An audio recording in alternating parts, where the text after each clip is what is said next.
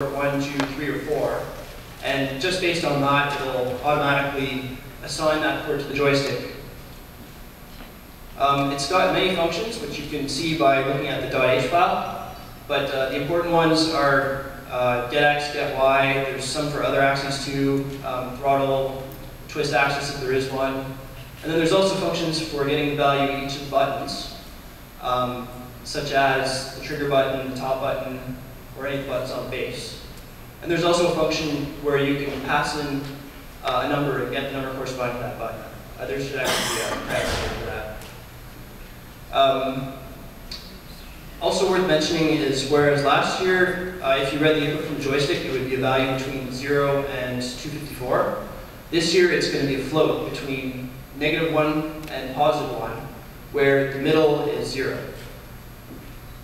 So for an example of actually using a joystick, now keep in mind that your code would not actually look like this. This would be in the .h file, this would be in the constructor, and this would be in one of your periodic functions, but I put it all here as an example. So you construct the joystick passing in USB port 1, for example. You could assign a variable to be the value of the y-axis, or you could treat the getTrigger function as a Boolean variable and do something that's conditional on it being pressed.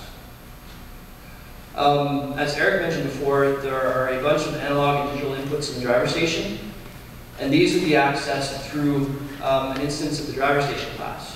Now, the driver station class is a little bit different because there's only one instance running on the whole robot. So instead of actually constructing it, you would call a function called getInstance, which basically returns a pointer to the single driver station. So for this example, for getting an analog input, I believe they're numbered 1 through 8 or something like that, 1 through 4. You basically just say driver station, get analog in, and then the number that you want it to access. Same goes for the digital inputs and outputs. The digital inputs could be used, for example, for a button box, whereas the analog inputs could be used for potentiometers, old analog joysticks, that sort of thing. And there are also 8 digital outputs, which could be used to control LEDs for feedback. So in this case, to get a digital input, you basically just call get digital in on the driver station with 4 for digital input 4. And to set a digital output, you call driver station set digital out, the number, and then whether you want it to be on or off. Okay, so on to speed controllers. As we saw before, there are actually 2 types of speed controllers that are going to be in the kit this year. 4 Jaguars and 1 Victor. And there are actually 2 separate classes for each of these. There's a Jaguar class and a Victor class. And the reason for there being 2 separate classes is that they're controlled a little bit differently. Whereas the Victor, the Jaguar has a faster update rate than the Victor, which means you can change the speed more often. It also has much more linear output, whereas with the Victor, if you put in a certain PWM value, your output voltage and your motor speed would look kind of like a cubic function. Whereas with the Jaguar, it's much more linear. So therefore, the code behind it has to be a little bit different. So it's fairly simple to use with the Jaguar and Victor. Basically, you construct them just passing in the number of the PWM that they're plugged into. And then all you have to do to set their value is call set. So it would look like the name of the variable, or arrow set, and then the value you want to set it to. So anywhere from -1, which is reverse, to 0, which is stopped, to +1, which is full speed forward. And anywhere in between is a speed somewhere in between. Next up is a servo. The servo class represents a servo plugged into one of the digital outputs on the digital sidecar. Sorry, one of the PWM outputs on the digital sidecar. And there's an option here in the way you control it. You can either set it like a speed controller from -1 to 1, which will result in it servoing from one angle, from its start angle to its finish angle.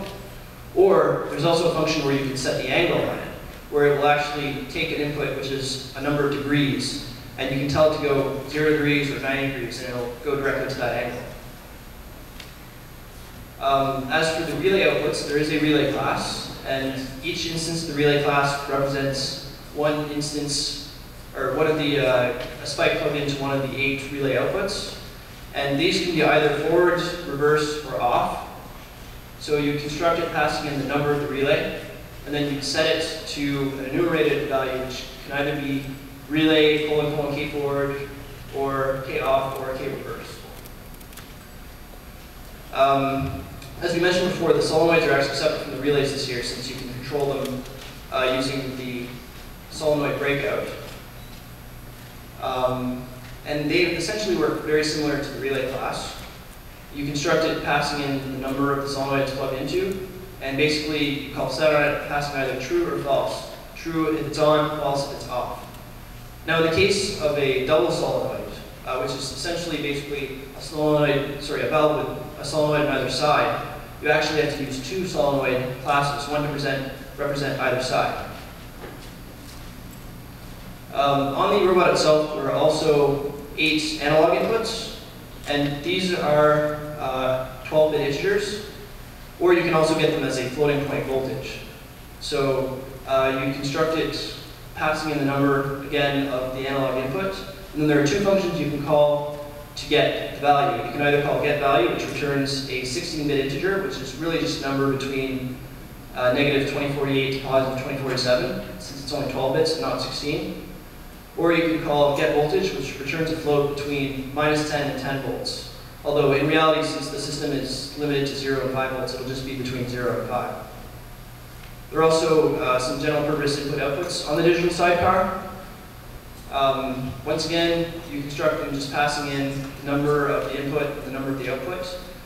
Whereas last year on the old controller, before you actually access the inputs, outputs, you had to set whether they were input or output. You don't have to do that this year. You just have to construct the class. And for the digital input, you just call get, and it returns an integer, which is either 0 or 1, depending on whether it's on or off.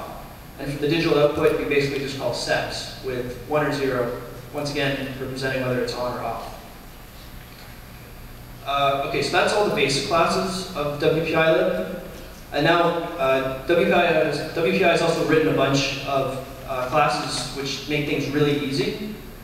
And I'm going to talk about those now. So first up is the compressor. And all a compressor really is a relay output, which powers the compressor, and a digital input, which basically is connected to the pressure switch connected on the pneumatic line, which basically tells the system whether it's at a high enough pressure so that the compressor can turn off. Yes? Sorry to bug you. Do we need to use a mixer to turn on and off the compressor? No, the compressor uses a spike relay. You do need to use that for a compressor.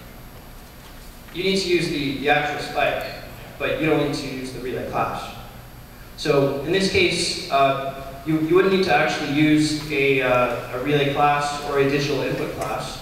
You could just create an instance of the compressor class, which takes the number of the digital inputs that the pressure switch is connected to, and the number of the relay module that the compressor is powered by. So essentially you just construct it like this and call start on it, and then it'll work automatically. You don't have to worry about it after that. There's also an encoder class. I mentioned before how the encoder class is completely handled by the FPGA, so you don't have to play around with interrupts anymore. It's all done for you.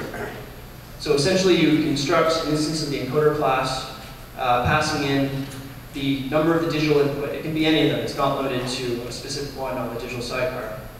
Of the A channel of the encoder and the B channel. And then you can also reverse the direction of the encoder right in the constructor.